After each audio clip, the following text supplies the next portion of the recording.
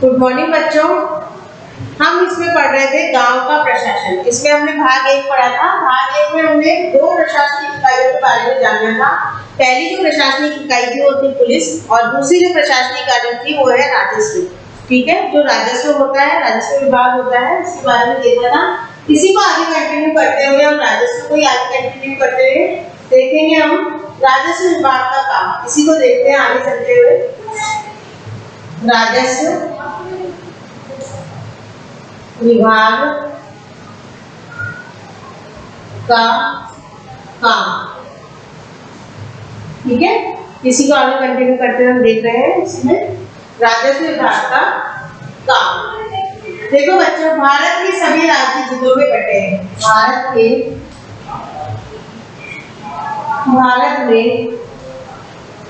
सभी राज्य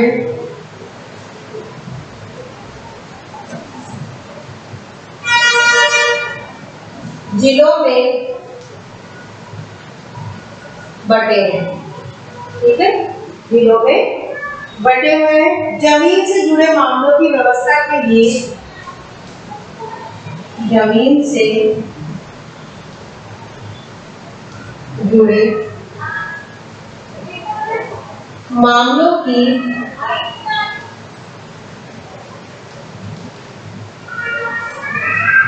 व्यवस्था के लिए, जितने भी जमीन से जुड़े हुए मामले ग्रामीण क्षेत्र में, उसकी व्यवस्था के लिए इन जिलों को और भी छोटे खंडों में बांटा गया है। इन जिलों को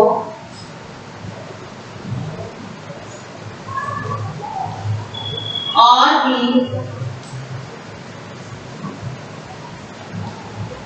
छोटे खंडों में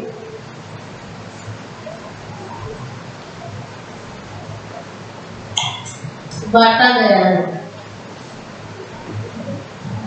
बांटा गया है और भी छोटे खंडों में बांटा गया है।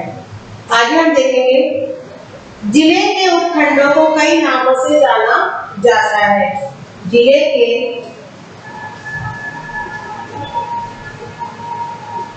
उपखंडों को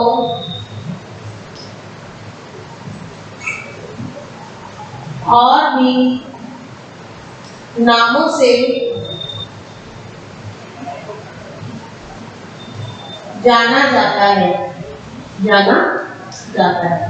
ठीक है, और भी नामों से जाना जाता है। जो उपखंड बनाए गए हैं उनको और भी नामों से जाना जाता है। जैसे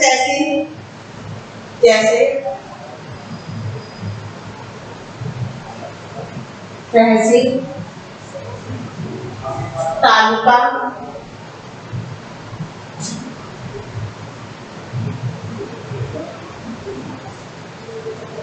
इत्यादि इन नामों से क्या है, जाना जाता है। जैसे कि तहसील, तालुका इत्यादि इन नामों से हम जान सकते हैं। सबसे ऊपर जिला अधिकारी होता है।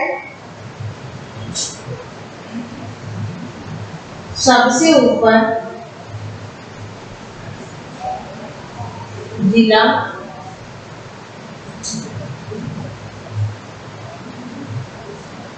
अधिकारी होता है।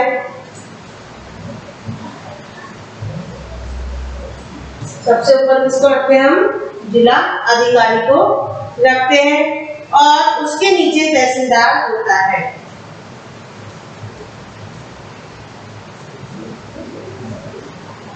नीचे तहसीलदार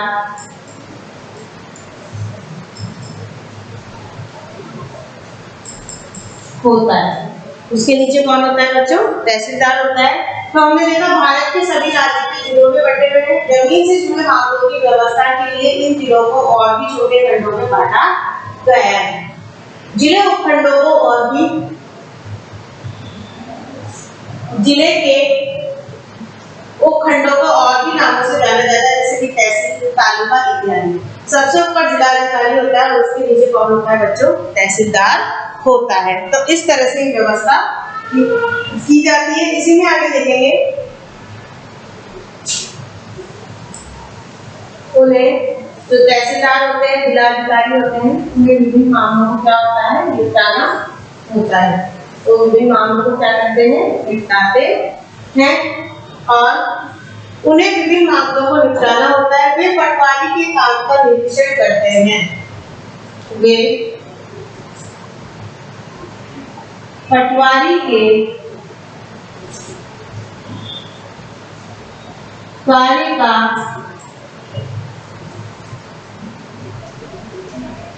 निरीक्षण करते हैं। वे पटवारी के कार्य का क्या करते हैं बच्चों, निरीक्षण करते हैं और यह सुनिश्चित करते हैं कि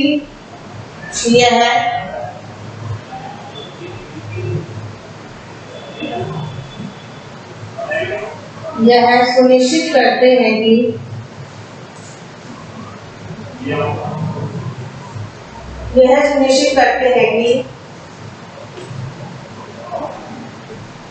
रिकॉर्ड सही ढंग से रखे जाएं। रिकॉर्ड सही ढंग से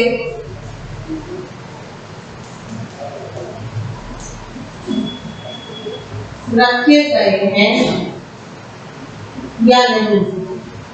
जब वो निरीक्षण करते हैं तो वो देखते हैं कि इन रिकॉर्डों को अच्छे ढंग से रखा गया है या नहीं रखा गया है।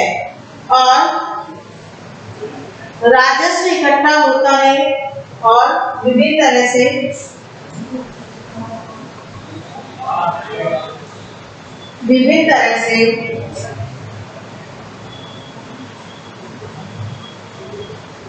राजस्व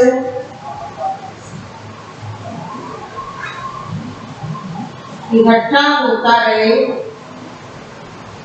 विभिन्न तरह से क्या होता है बच्चों, राजस्व इकट्ठा होता रहे। और वे यह भी देखते हैं कि किसानों को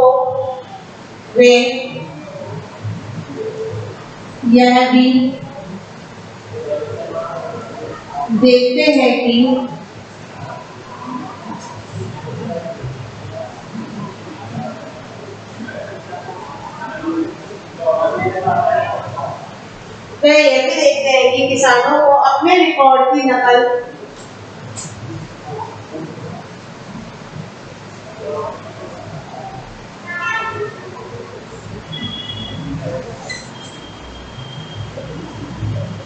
आसानी से मिल जाए।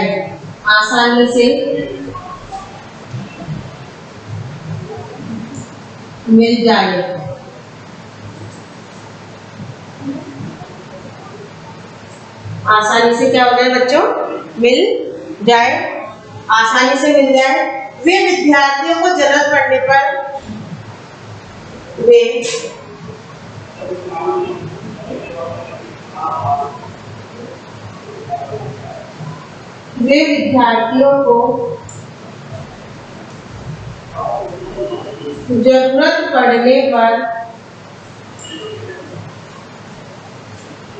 जाति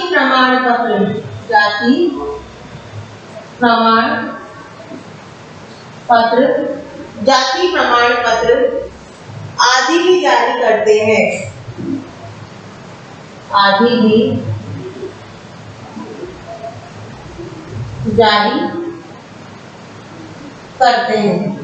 ठीक है, तो जरूरत पड़ती है तो वो क्या करते हैं, ये जो जाति प्रमाण पत्र होते हैं वो भी जारी करते हैं। तहसीलदार के दफ्तर में जमीन से जुड़े विवाद के मामले सुने जाते हैं। जो तहसीलदार होते हैं उनके यहाँ पर जमीन से जुड़े मामले सुने जाते हैं। तो इस तरह से ये जो जिला अधिकारी होते हैं वो और जो तहसीलदार होते हैं वो ये सब काम करते हैं। आपने देखा कि पटवारी के कार्य का निरीक्षण करते हैं, ये सुनिश्चित करते हैं कि रिकॉर्ड सही ढंग से रखे हैं नहीं, विभिन्न तरह से राजस्व इकट्ठा होता रहे।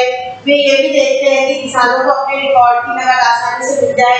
वे विद्यार्थियों को जरूरत पड़ने पर जाति प्रमाण पत्र भी जारी करते हैं। तो ये कार्य कौन करता है, जिला अधिकारी भी करता है और तहसीलदार भी करता है। तो इस तरह ये कार्यों को देखते हैं और करते हैं। अब आता है एक नया कानून। ठीक है, एक जो नया कानून बनाया गया है इसके अंदर, उसको हम देखने जा रहे हैं।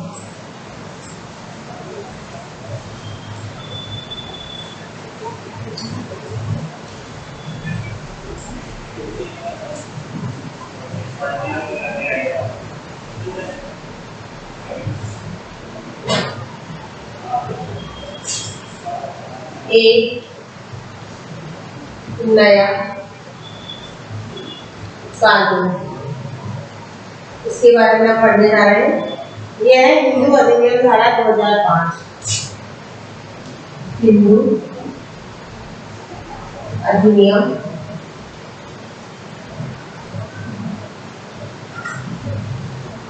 धारा 2005 की, ठीक है। हिंदू अधिनियम धारा 2005 के तहत एक नया कानून बनाया गया है, उसके बारे में हम बच्चों आपको पढ़ा रहे हैं। जब हम उन किसानों के बारे में सोचते हैं जिनके पास जमीन है, जब हम उन किसानों के बारे में सोचते हैं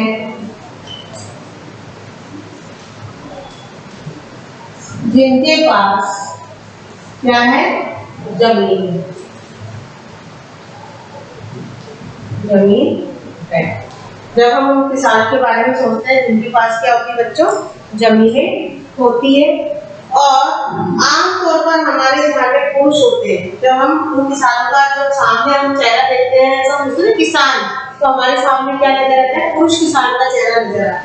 तो आमतौर पर हमें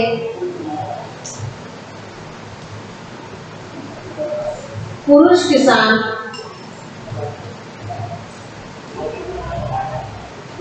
नजर आता है, पुरुष किसान नजर आता है जब हम सोचते हैं। और महिलाओं की हैसियत खेतों के काम में,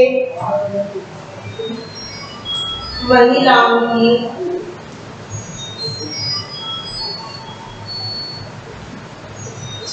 हैसियत क्या होती है, हम क्या सोचते हैं, खेतों में काम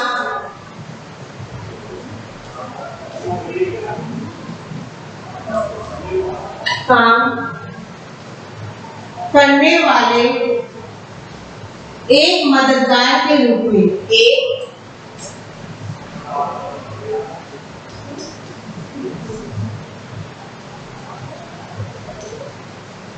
एक मददगार के रूप में मानी जाती है।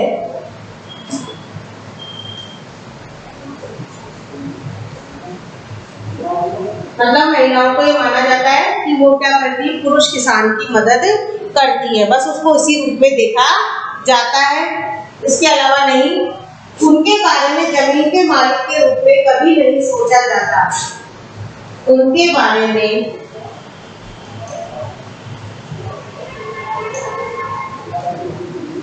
जमीन मालिक के रूप में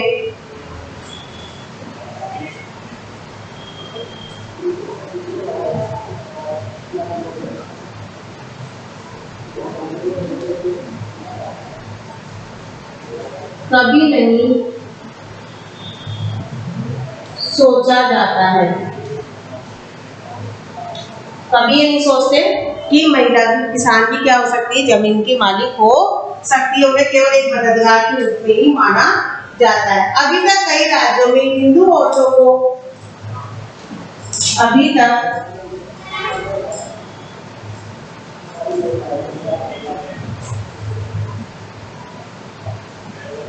कई राज्यों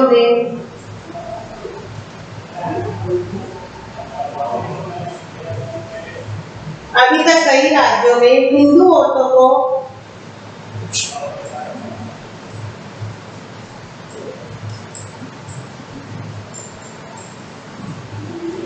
परिवार की जमीन में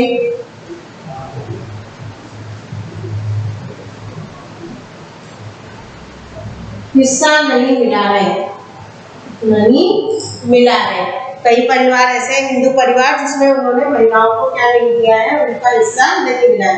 पिता की मृत्यु के बाद जमीन बेटों में बांट दी जाती है, ठीक है। पिता की मृत्यु के बाद में क्या होता है, जो जमीन होती है वो क्या की जाती है, उसके जितने भी पुत्र होते हैं, एक पुत्र हो, दो पुत्र हो या तीन हो, उसमें क्या कर दी जाती है, बांट दी जाती है। उनकी अगर बहन होती है तो उनको किसी भी प्रकार का कोई हिस्सा, यानी कि उसकी बेटी को किसी भी प्रकार का कोई हिस्सा नहीं दिया जाता। हाल ही में ये कानून बदल गया है, हाल ही में यह है कानून बदल दिया गया है। अभी क्या हो गया है, कानून क्या कर दिया गया है, बदल दिया गया है। नए कानून के मुताबिक, नए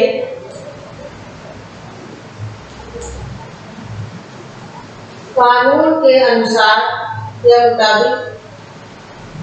अनुसार हिंदू परिवारों में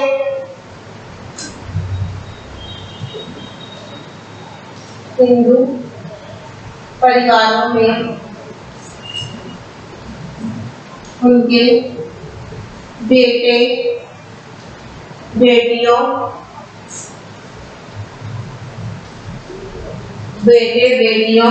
और उनकी मां को जमीन में बराबर हिस्सा मिलता है, और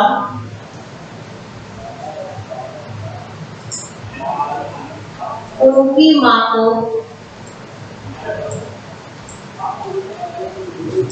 जमीन में बराबर हिस्सा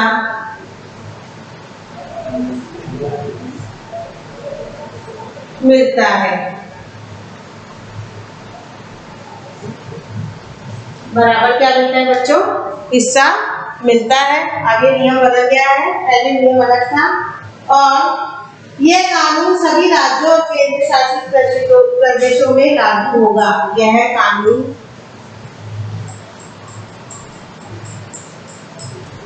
सभी राज्यों में तथा केंद्र शासित प्रदेशों में लागू है।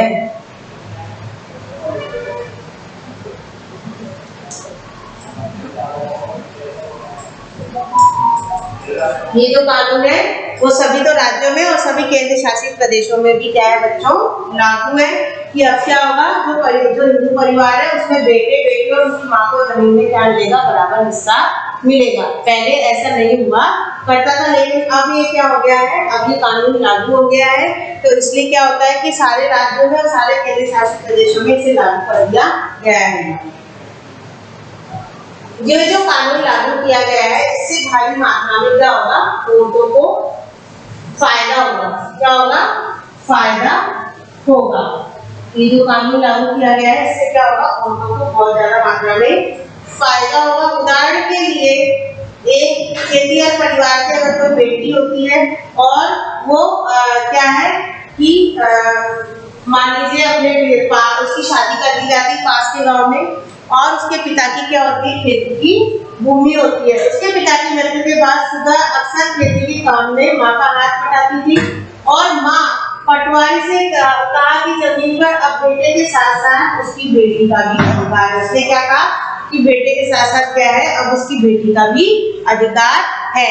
तो इस तरह से पता चलता है कि जो जनता है, जो लोग हैं, वो भी क्या हो गए हैं, अब इस कानून को जानने लगे हैं और बेटियों का नाम भी रिकॉर्ड में रखवाया जा रहा है। अब आता है अन्य सार्वजनिक सेवाएं। अन्य सार्वजनिक सेवाएं कानून हमने पढ़ लिया, अब हम पढ़ने जा रहे हैं अन्य सार्वजनिक सेवाएं।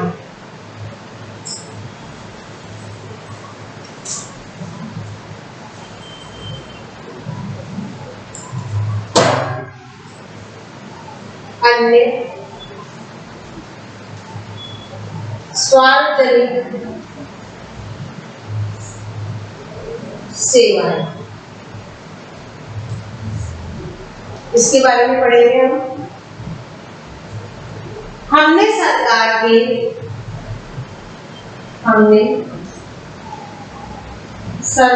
के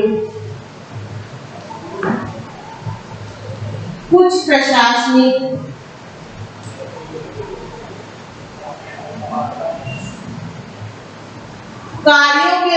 हमने पढ़ा।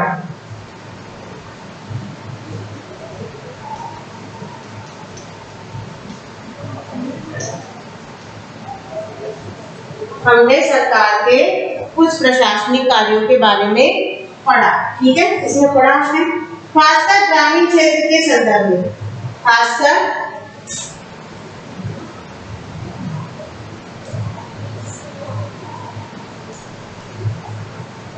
ग्रामीण क्षेत्र के संदर्भ में, खासकर ग्रामीण क्षेत्र के संदर्भ में हमने इसमें पढ़ा ना हमने। तहसीलदार पढ़ा हमने, पुलिस विभाग पढ़ा हमने, पटवारी के बारे में पढ़ा। ठीक है, पहला तो क्या पढ़ा हमने, कानून व्यवस्था बनाए रखने के बारे में, और दूसरा जमीन के अधिलेखों की व्यवस्था के बारे में। ठीक है, पहले हमने पुलिस की भूमिका का परीक्षण किया। पहले हमने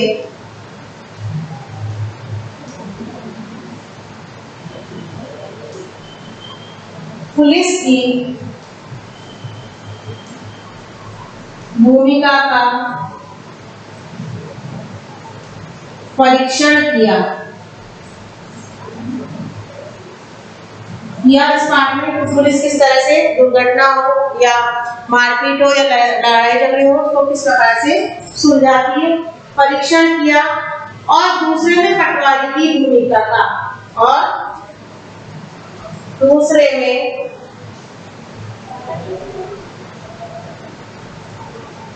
पटवारी की भूमिका का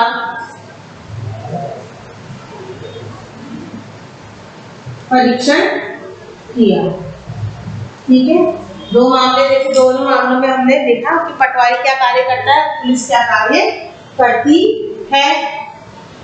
इनके काम का विभाग के अन्य लोगों द्वारा निरीक्षण किया जाता है। इनके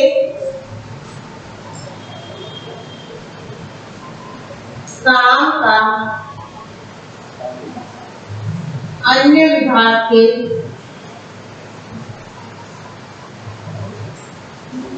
लोगों द्वारा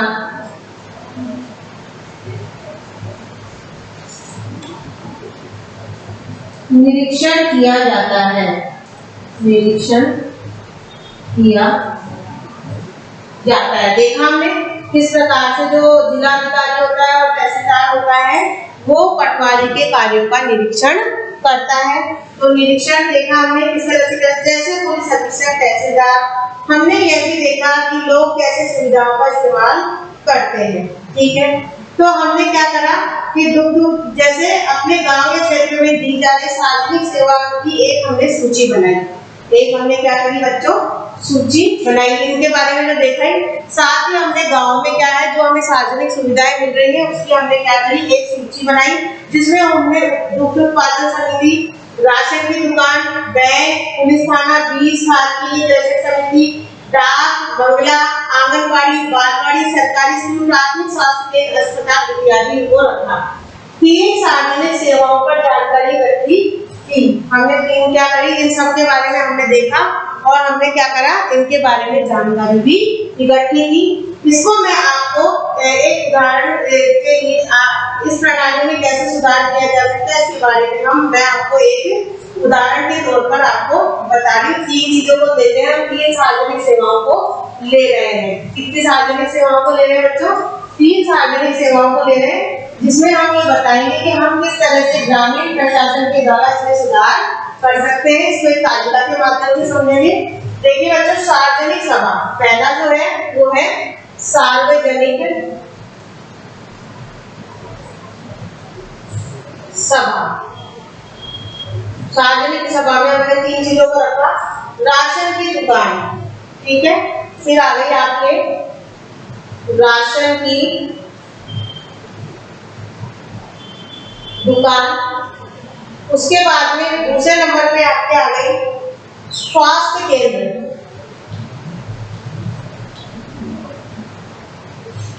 स्वास्थ्य केंद्र आ गए आपके। तीसरे नंबर पे आ गई आपकी दुग्ध उत्पादन समिति।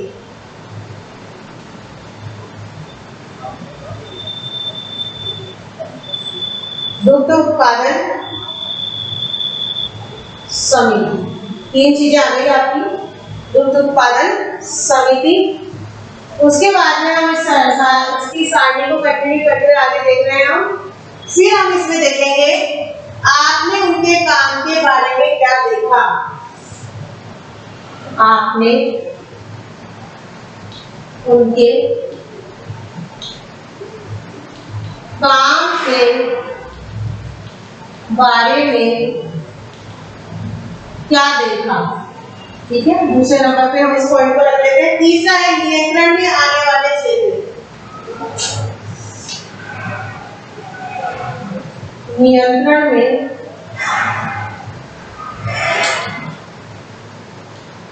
आने वाले क्षेत्र हो गए। ठीक है, उसके बाद में हम जो देखने जा रहे हैं वो देख ले इस सुविधा का लाभ उठाने के लिए उन्होंने क्या करने की जरूरत है। सुविधा का लाभ उठाने के लिए क्या जरूरत है। ठीक है, किस तरह से सुविधा का लाभ उठाया जा सकता है, क्या जरूरत है, और जो यह सब प्रदान करते हैं उनकी समस्याएं।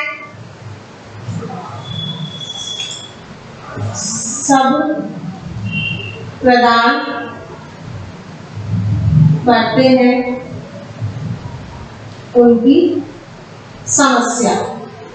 ठीक है बच्चों, ये देख लिया हमने, जो ये सब चीजें प्रदान कर रहे हैं उनकी क्या समस्या है, और लोगों की समस्या, लोगों की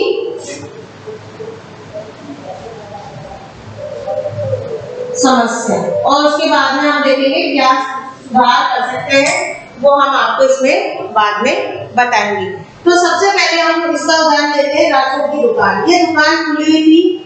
ठीक है, राशन की दुकान क्या थी, खुली थी, और 3 लोग आते हैं। 3 लोग आते हैं, देखते हो ना, आप गांव में जाते हैं राशन की दुकान पर, शहरों में भी जाते हैं। 3 लोग आते हैं और उनके पास पीले रंग के कार्ड थे। पीले रंग के कार्ड थे, राशन कार्ड होते हैं, उनको हम पीले रंग के कार्ड कहते हैं। तो पीले रंग के कार्ड लेकर के वो जाते हैं और चावल और चीनी खरीदी। मिट्टी का तेल नहीं मिला, मतलब मिट्टी के तेल के लिए क्या कर दिया गया, मना कर दिया गया। चीनी दे दी गई और चावल दे दिए गए, और क्या किया गया, मिट्टी का तेल नहीं मिला, मतलब मना कर दिया कि मिट्टी का तेल नहीं मिला। 2 चीजें मिल गई, एक चीज नहीं मिली। उसके बाद में ये 2 गांवों के लिए है, यह कितने लोगों पर नियंत्रण आता है, 2 गांवों के लिए।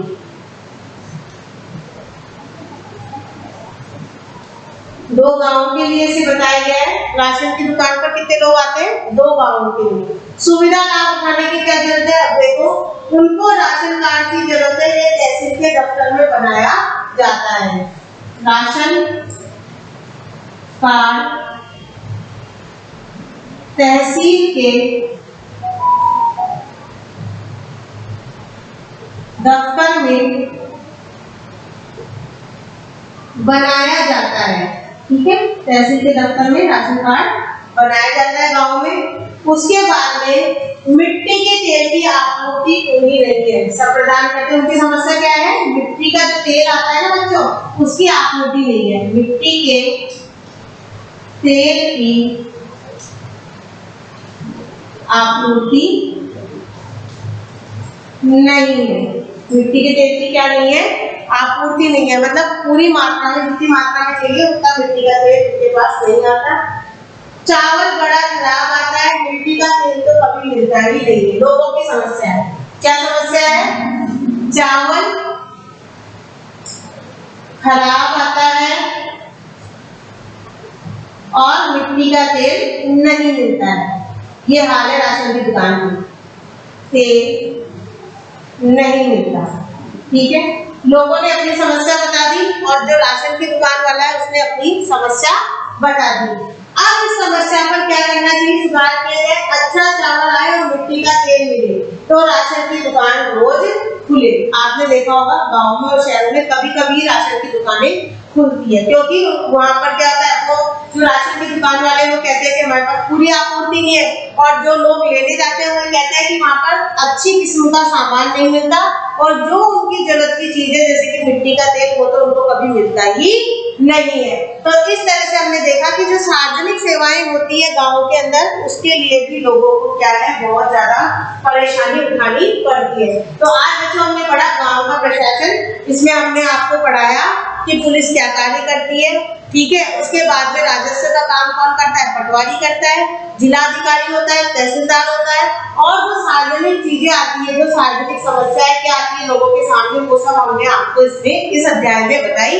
आपको इस अध्याय को पढ़ना है, पढ़ के और इसके कार्य को कॉपी में करना है। धन्यवाद बच्चों।